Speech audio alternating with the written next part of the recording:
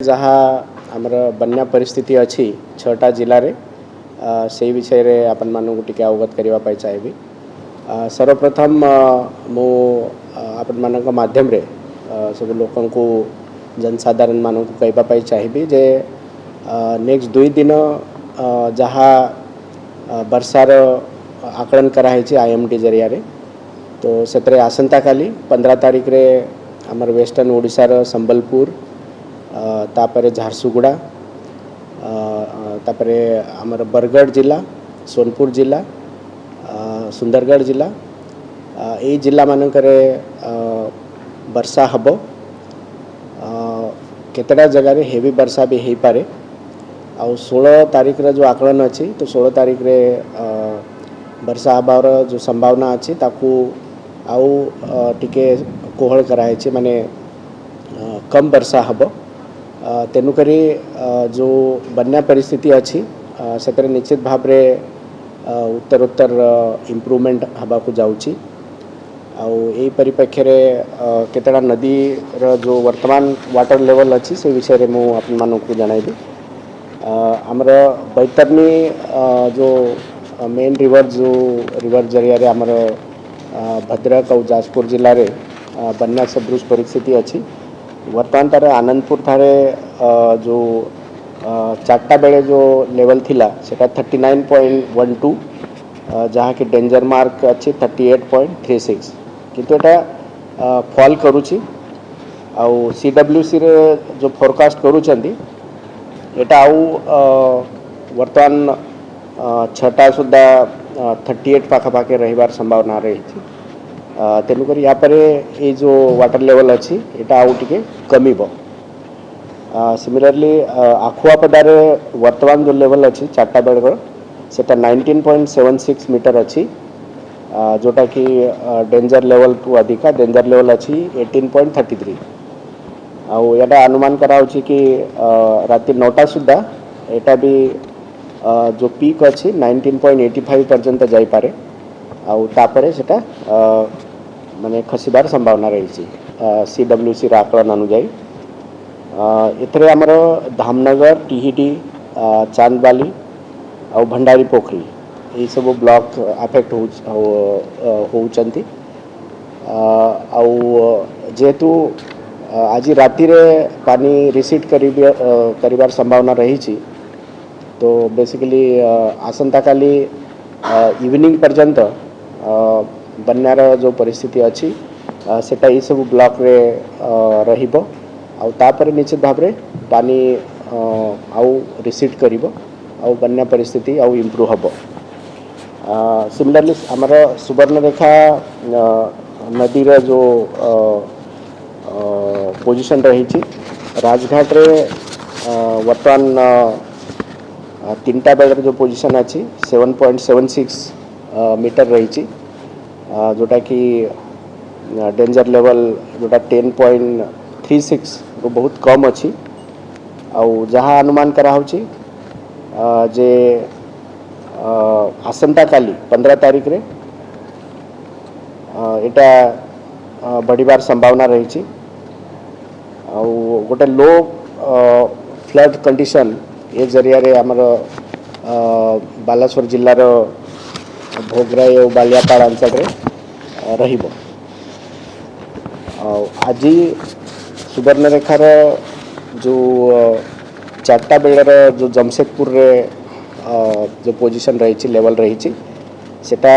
प्राय warning level पाखापाखि अच्छी। तो से पानी निश्चित भाव में आसंता काली जो संध्या पर्यंत पहुँचब तापर दिन माने 16 तारीख रे एथरे लो फ्लड कंडीशन जो माने जो गाँ गुड़ा जनरली ई लेवल रे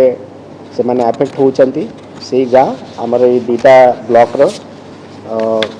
अफेक्ट हबार संभावना रही। साळंदी नदी जोटा कि भद्रक जिले रे जरिया रे फ्लड कंडीशन सृष्टि होइछि तार वर्तमान लेवल रही 16.80 जोटा कि डेंजर लेवल टू कम अच्छी डेंजर लेवल 17 फीट रही। तो निश्चित भाव में साळंदी नदी जो जहाँ बन्या सृष्टि से इम्प्रूवमेंट हो सिमिलरली बुढ़ापलंग जो NH5 गोविंदपुर ठारे 4टा बेले तार जो लेवल थिला 8.19 लीटर जोटा कि आमर डेंजर लेवल रु टिके अधिका रही आउटा आसंता काली 10टा सुधा एटा कमिब एटा 7.2 पाखापाखे आसंता काली 10टा बेले रहिबो तो किंतु जेहेतु एटा ऑलरेडी अफेक्ट करबा आरंभ हलानी आज प्राय मॉर्निंग रु आमर बालासोर सदर रेमुना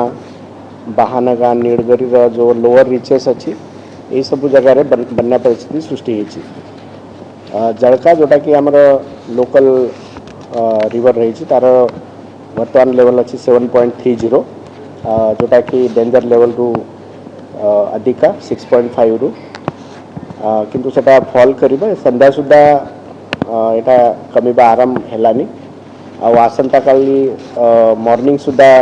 एटा सब्सटेंशियली कमिबो तो एटा मोटामोटी भाव में आमर नदी मानकर जो लेवल रही केमिति ता भितर इम्प्रूवमेंट हम से विषय में आपण मानक गोटे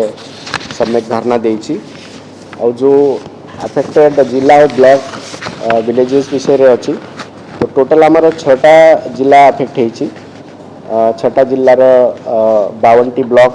अफेक्ट होती 170 ग्राम पंचायत एथरे अफेक्ट होती 429 विलेजेस रही गाँ गुड़ा रही जो पॉपुलेशन जोटा बन्या जो अफेक्ट होती सेटा 2,09,687 अच्छी आउ जो गाँ मरून होकर रही माने पानी घेर रही सेटा हला 33 टोटल लोक मानन को जो रेस्क्यू कराला प्राय 41,000 लोकों को रेस्क्यू कराई आउ 38,000 लोक आमर 127 सेल्टर रे से माने रहुचंती तो एटा मोटामोटी भाव में लोक जो माने अफेक्ट होती जो आमर सेल्टर तैयार होती जो लोक माने सुरक्षित भाव में अच्छा जो जिला माने जिला अफेक्ट होती भितर बालासोर 5टा ब्लॉक आउ 180 गाँ आउ 43 पंचायत अच्छी मयूरभंज 22टा ब्लॉक अफेक्ट होती या भितर बारिपदा सदर बड़साई और बेतनटी मेजर अफेक्ट रही किंतु अन्य ब्लॉक रे भी जेहेतु हेवी वर्षा होता आज गतकाली तेणुकरी 22टा ब्लॉक रे किसी मात्रा रे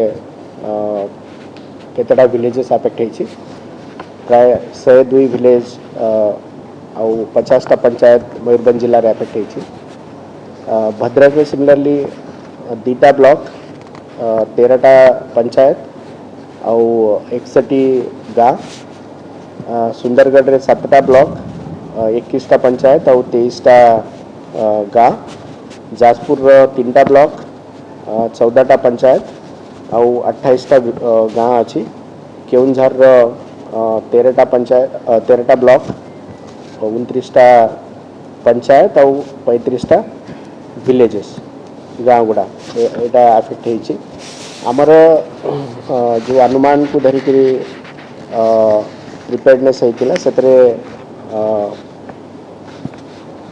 39 ओड्राफ 7टा NDRF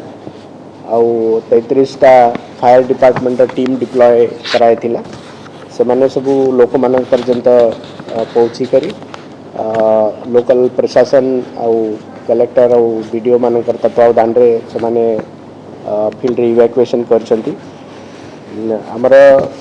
प्राय 2784 लोकों को उद्धार कराई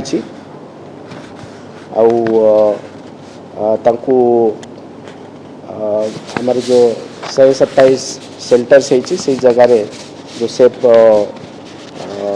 इवैक्यूएट करी सेल्टर कराई से मानक रखाई तो यहाँ मोटामोटी भाव में आमर रेस्क्यू कार्य अच्छी ସବୁ ଜାଗାରେ ଲୋକମାନଙ୍କୁ ରିଲିଫ୍ ଦିଆହେଇଛି। ରନ୍ଧା ଖାଦ୍ୟ ଆଉ ଯେଉଁ ଆମର ସୁକା ଖାଦ୍ୟ କେତେଟା ଜାଗାରେ ଦିଆହେଇଛି ଆଜ୍ per the requirement of the place. ଖାଲି ତା संगे संगे जो आमर गृहपालित पशु अच्छा भी प्राय 296 मेट्रिक टन पशु खाद्य आज 3टा जिले में डिस्पैच होती। भद्रक रे 107 मेट्रिक टन, बालेश्वर रे